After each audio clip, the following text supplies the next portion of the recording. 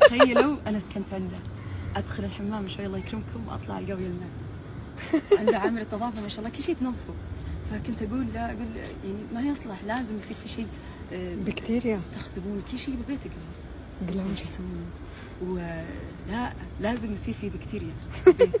يوم قمت سويته شو اسمه دهنة اللي بدأت البيت يتعطر ريحة اللي وهي ريحتها يا ما ادخل. بس انا احب هذه الروائح، روائح اللحم واللية والاشياء اللي هيك الدسمة ترى حلوة في البيت وتروح بسرعة. لا وبعدين هي يعني هذه الاشياء صح، بعض الناس يقولون هذه بكتيريا، لازم تنظفين بيتك بمعقم يعقم عنت البكتيريا 99.999 هذه.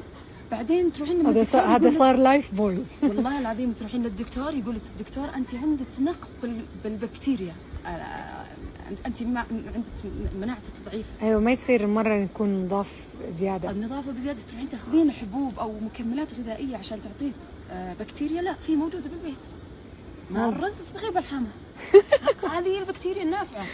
اي والله اني صادقه. والله انك صادقه. خلاص هي زياده صرف، الناس تصرف زياده، وهذه قد قلتها لسلامة، الناس تصرف زياده. يعني انا اروح اعقم ايديني ثم اروح اكل شيء عشان يزيد المناعه عندي، لا تغسلين. يعني انا ما راح احتاج لا اغسل زياده ولا البس جلفز ولا اخذ فيتامينات.